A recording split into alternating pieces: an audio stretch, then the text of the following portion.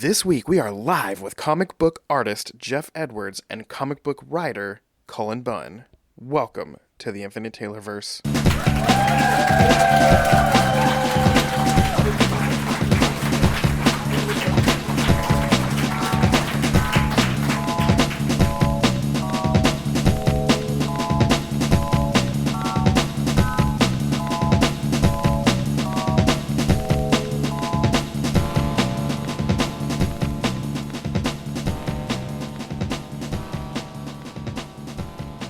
Warning. Red alert. Danger, Will Robinson! Danger! That's the emergency alert. This episode is full of spoilers for some of the latest and greatest nerdy movies and shows. Spoilers. Listener discretion is advised. Alright, you guys, well, this is really Taylor at the Taylorverse, but this weekend we are at Fountain City Con in New Century, Kansas, and tonight we are sitting here with Jeff Edwards and Cullen Bunn, two amazing comic book creators, and we're just gonna pick these guys' brains for a couple minutes. Thanks for having us. Yeah, thank you guys. It's going to be a real short Right. Yeah. There's not much to pick. So, on our episodes, one of the first things we always talk about is like, hey, what have you been nerding out about this week? So, let me ask Taylor first. Taylor, what have you been nerding out about this week? This week, I have been reading DC's Invasion, the three 80-page giants. I'm on the last one. It's fine.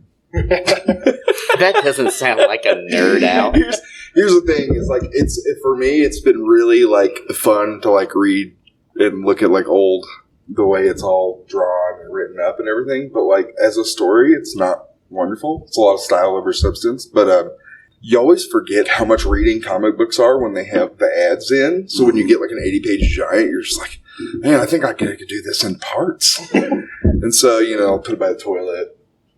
Take out a chapter here and there, but it's been one of the more funny DC events from like that era that I've read. Awesome. Mine, real quick, is it's anyone who's listened to us knows that Taylor's like the grumpy guy and I'm the jolly guy, and he will hate anything that's a musical, and I'm down for a musical. That's to give you an idea. Well, So he's Krampus and you're Santa Claus. Yes. All right. Yes. Cool. This I'm week's Krampus as well with the Right. musicals. Don't worry about it. This week, Star Trek Strange New Worlds, for the first time ever, threw out a musical episode.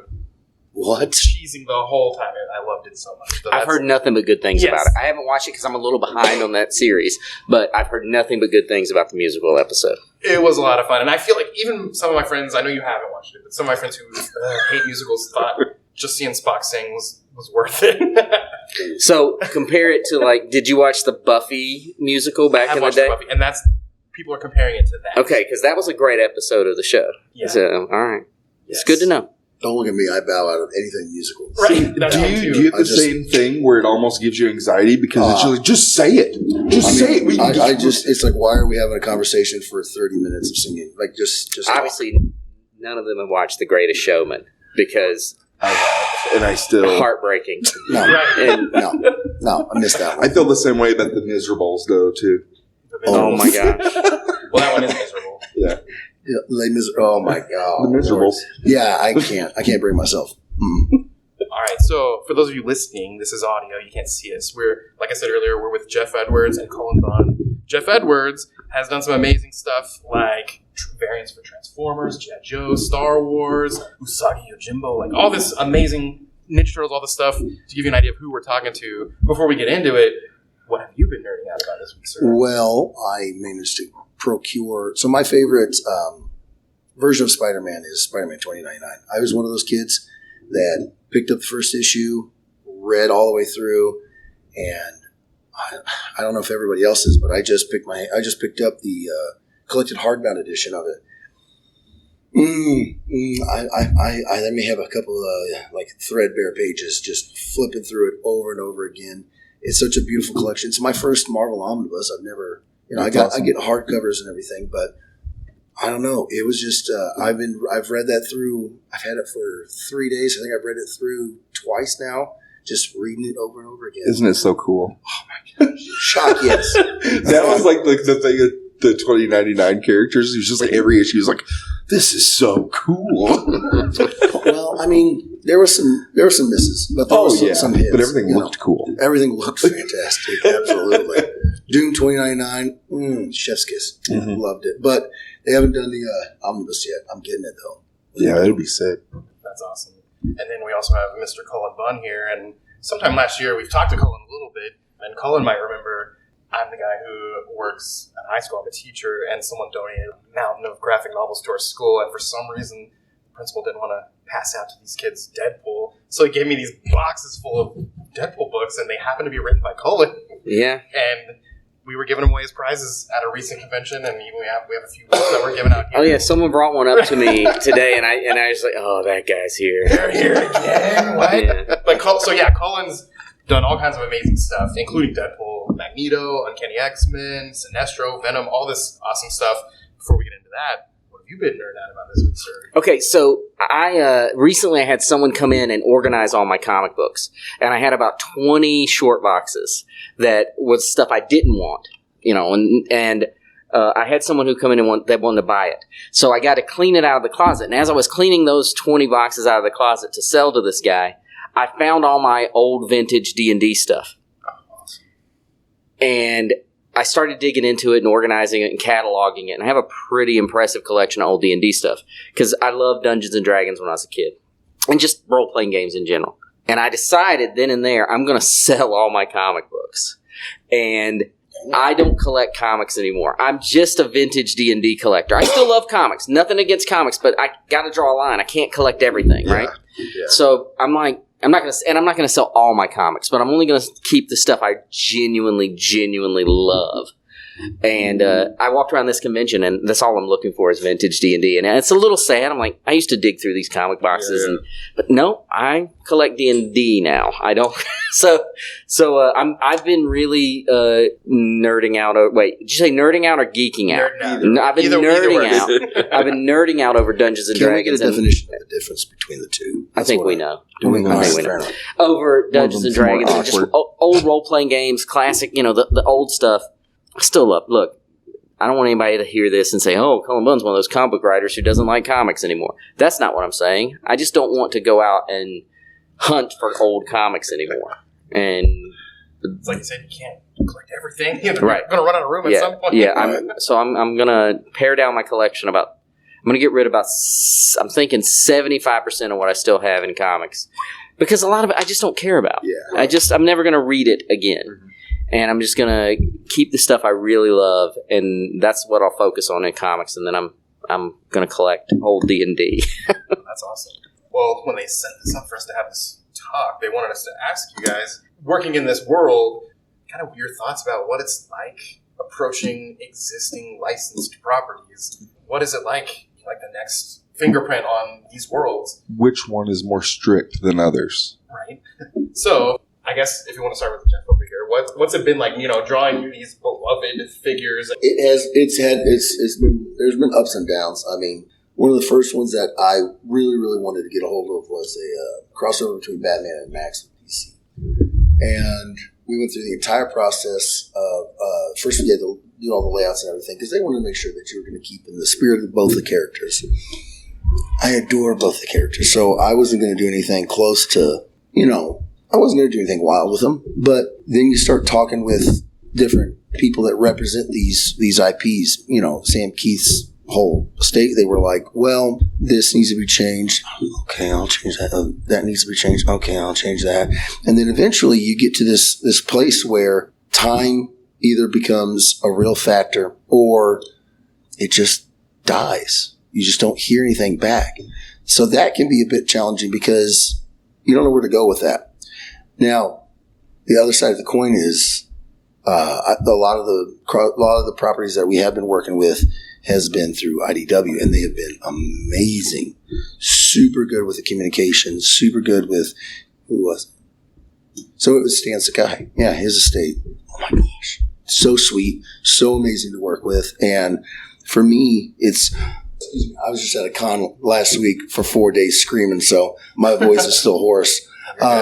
But yeah, I mean, for me, the biggest sort of difficulty is the IP holders. Hasbro with the Transformers and G.I. Joe. Like, they were amazing. The only thing they gave, okay, so their whole thing was for Transformers, they wanted to have a 3-pronged attack. They wanted to launch the new Netflix series Siege with a new toy line with a new comics. So we were given these high-res images of the gray prototypes of the toys that had not been painted. There was nothing on them. It was just, and then you had to just stay on model, right? And they gave us everything except for Bumblebee. So we had Megatron, Starscream, Optimus Prime, and Bumblebee was going to be on the cover, but they didn't give us any of the pictures. So I do the whole process. I do the pencils and the inks, and right at the 11th hour, they're like, "That's the wrong Bumblebee." I was like, "No, it isn't. No, it isn't." But you got it. That is a minor revision. So we just basically drew a different Bumblebee, stitched it in, easy peasy. That's small compared to some of the revisions that we've been asked to do, or just flat out been told no. So for me, it's not so much difficulty to create the covers. It's the difficulty to get it done, to get the business side of it worked out. Yeah, like because the minutia of the machine. Yeah. Oh my gosh. There's so much, and it should be. These are all beloved characters. They're iconic. They got to be handled carefully. But yeah, it's once it's go time, then the fun begins. Yeah. So is dealing with the IDW kind of like dealing with Dynamite, or? I haven't had any experience with Dynamite, but IDW has been the majority of who I've worked with, but it's not entirely. I currently am working with Top Cow on my own book. It's not licensed, but you work with different people, and it's just as immediately upon meeting IDW, I knew that this was going to be a little bit of a different sort of approach. I was doing like my second convention ever, and I'm a huge Turtles fan, so I had 4 big prints I had made. I knew nothing. I knew nothing about copyright laws. I knew nothing about it. But I did know that at the time, they'd been walking around handing out cease and desist letters. And so I'm sitting here like, I got these sweet new prints. An old boy in an IDW shirt walks up directly to my table. I was like, I'm in trouble. Yeah. Nope. Offered me a job. Oh, wow. I've been working with them ever since. That's amazing. Yeah. I was just like, okay. That went way different than I thought. That could have gone bad. But no, I love them. I love them to death. That's awesome. So, Cullen, same thing on the writing end of it. What is that like? You start writing for these characters in these licensed worlds. Do they come back at you with changes and stuff that they need? And how does that go? Do they give you a framework? Well, it depends. It's different for every project. Usually, you don't get a framework. You get and I consider, most people say a licensed comic is something based on a TV show or a toy or whatever, but really Marvel and DC, those are all licensed comics. So, any of that stuff is a licensed book. And anyone who's heard me answer these questions has heard me say this before. And when the way you kind of look at it is when you work on these books, it's like you have a friend and your friend has all the greatest toys. And you can go over to that friend's house and you can play with those toys. But at the end of the day, you have to put that toy back on your friend's shelf, and it has to be in the exact same condition and position that it was when you first started playing with it. And that's what any of these licensed books are. It's different for every publisher, every house within a publisher, and every editor working within that house. It's the experience itself. It can always, that's going to be what shapes it and what, determines if it was an easy project or not. And then, of course, in some cases, like with like I've done Godzilla and I've done Power Rangers and I've done, Teenage Mutant Ninja Turtles and all these different things, the licensor adds a different level of potential headaches or assistance that I feel like for the most part I've been pretty lucky. I've worked with some nightmare editors. I've worked with most of the licensors I've worked with have been pretty great to work with. When I did Star Wars, I was like, everybody was like, oh, this is going to be awful for you. We just want to warn you, Star Wars is going to be a real pain for you to work on. I was like, okay, I'm ready. And they were a delight. They were absolutely beautiful to work with. It was things like, in one of my issues, I wanted a Rathtar to fight Darth Maul. I was like, I want a Rathtar to fight Darth Maul. And instead of them saying, nah, they're like, oh, can we suggest a world on which to set that nice. Story? And I was like, yes, because I don't know enough about Star Wars to know what world is where the Rathtars live? I'm not going to research that either. Yeah. So please tell me. It's almost like they give you bridges to where Yeah, that's a great example, a great way to put it. They were giving bridges, and they did that several times. Like in Star Wars, the only thing they wouldn't let me do was have a Jawa bounty hunter.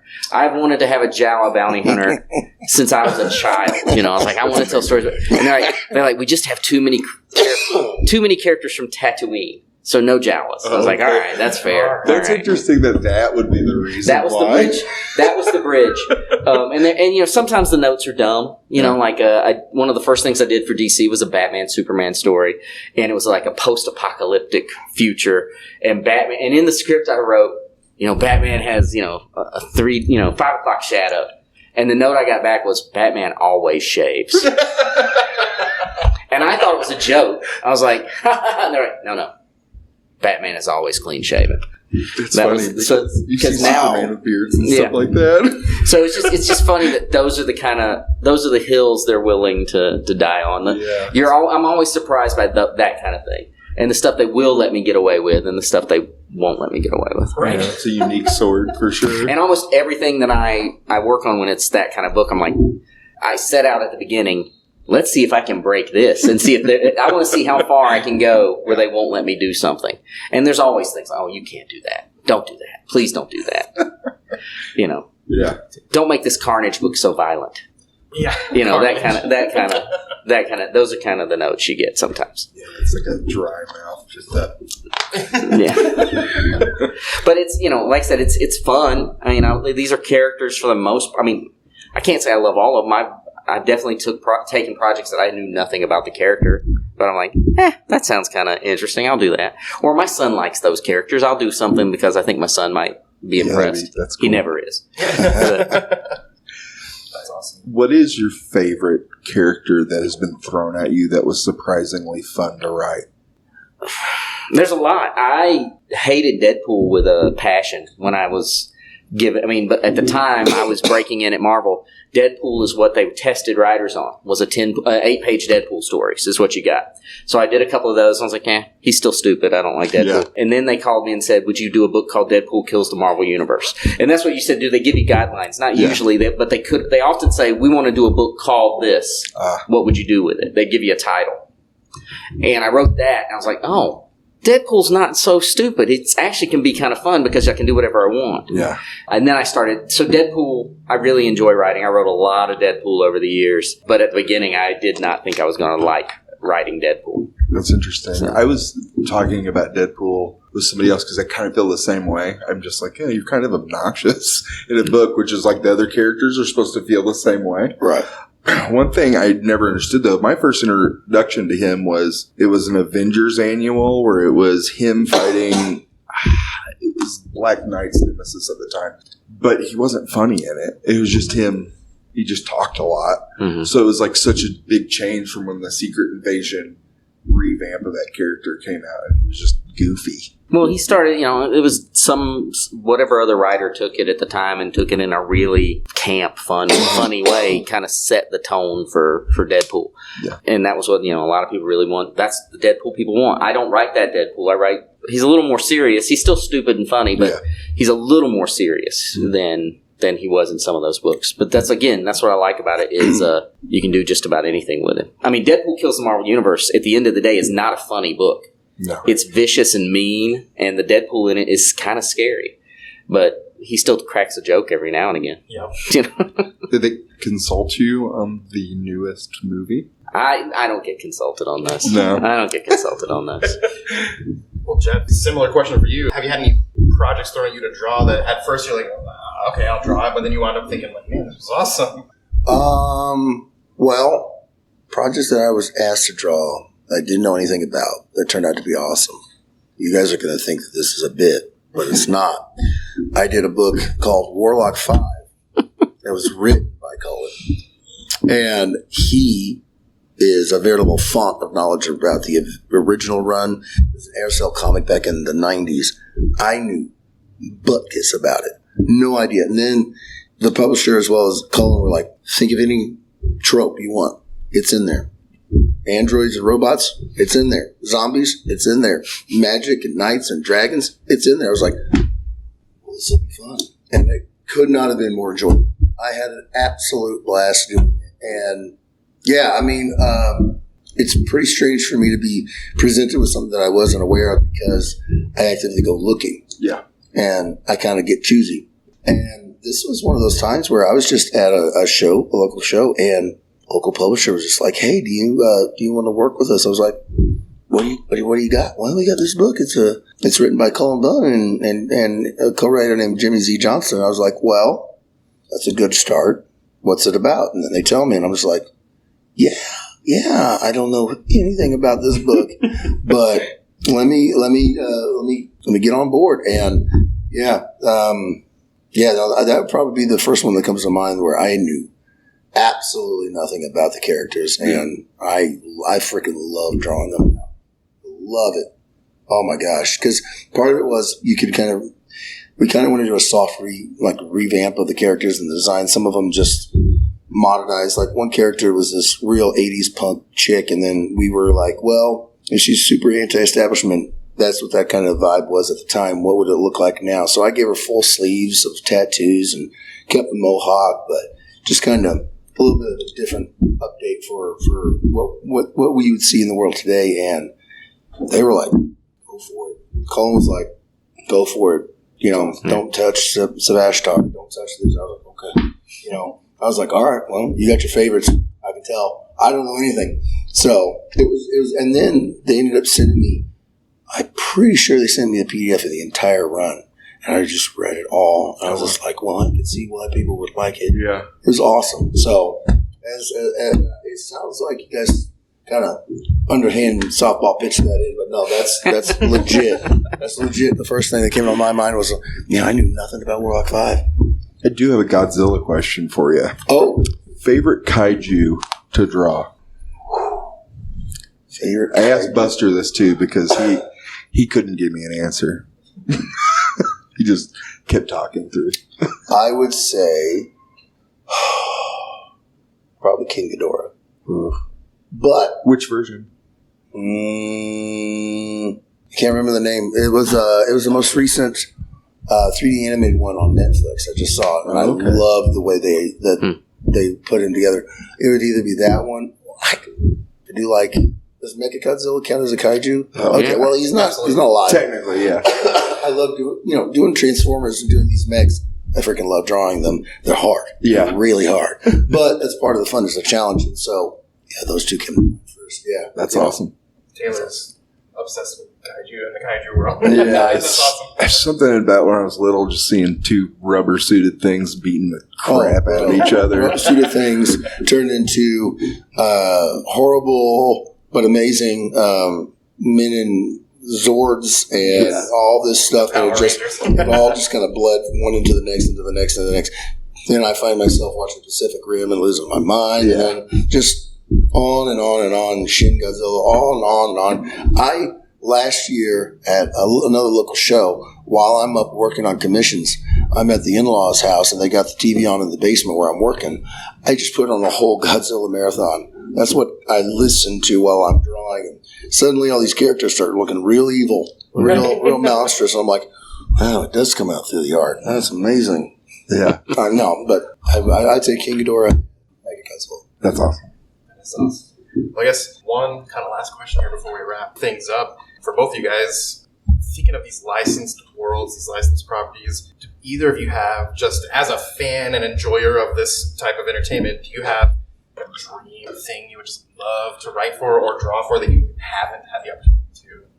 I suppose, there's no limitations to any licensed character? Nope.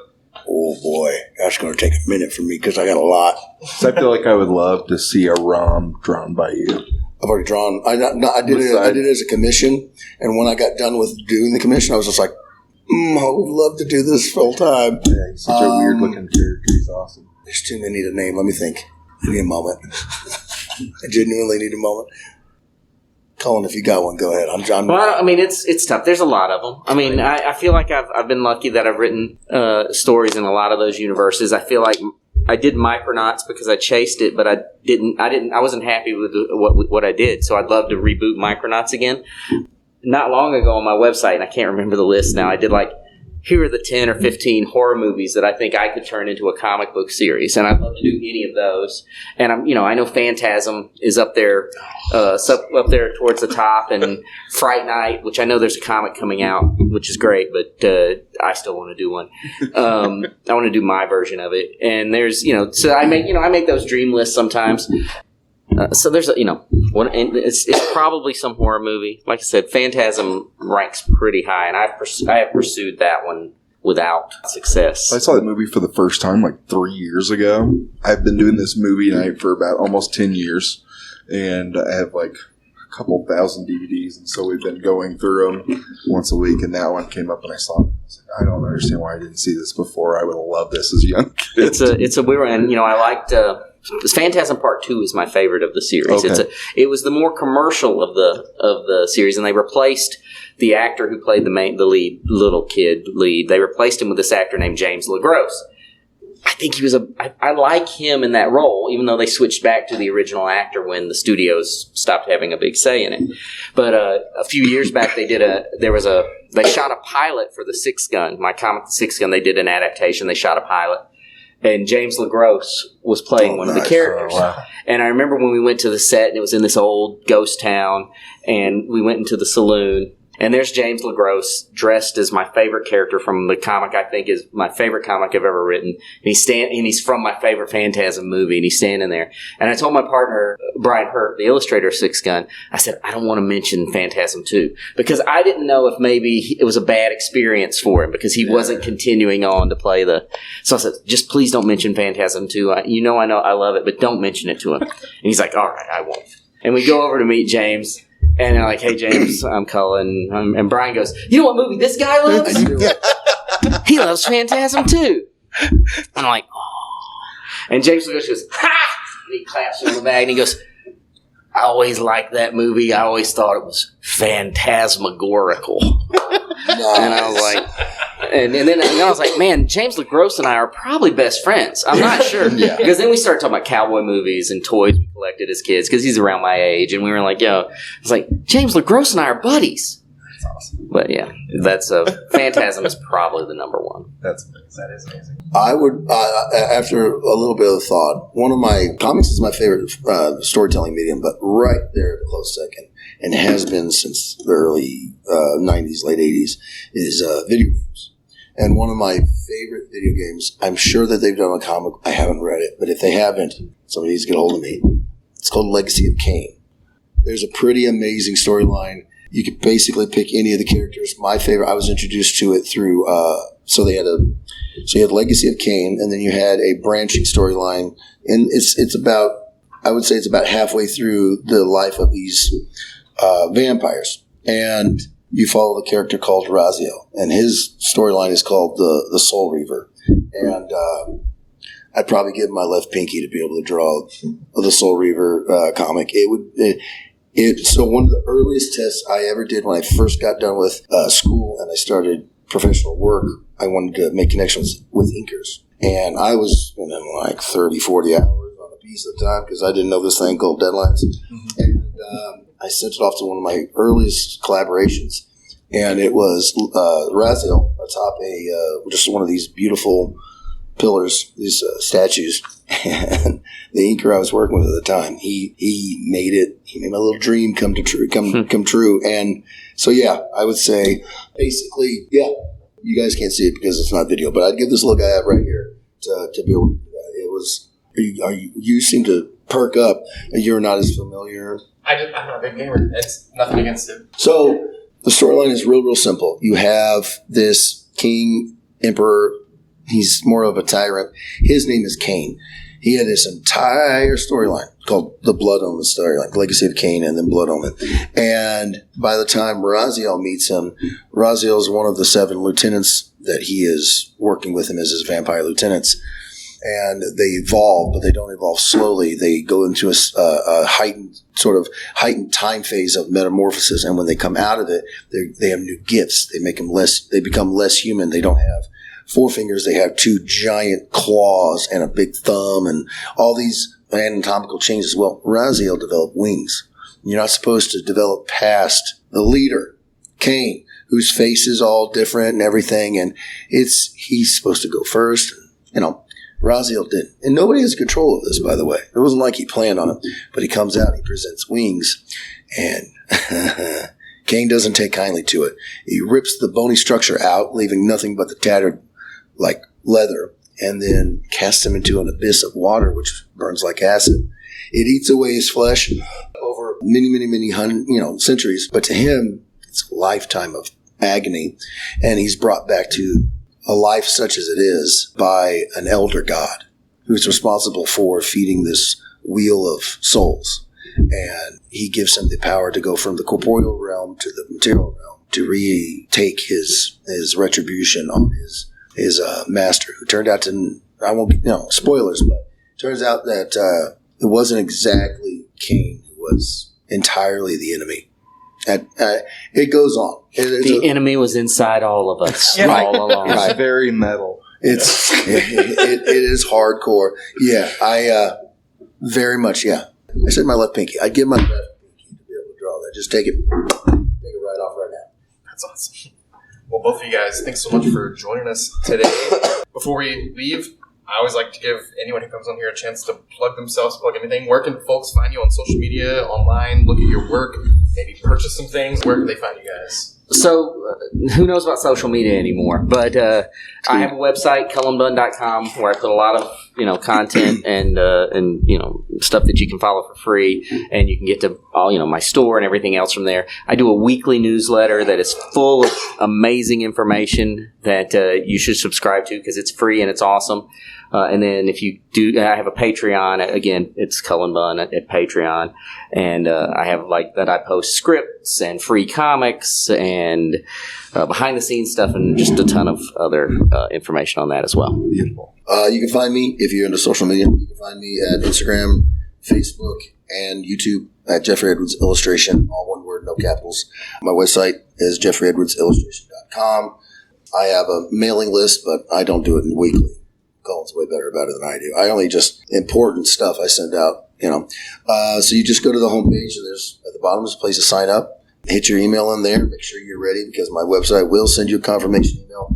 And if you don't confirm, I can't send you stuff. So you got to click that confirmation.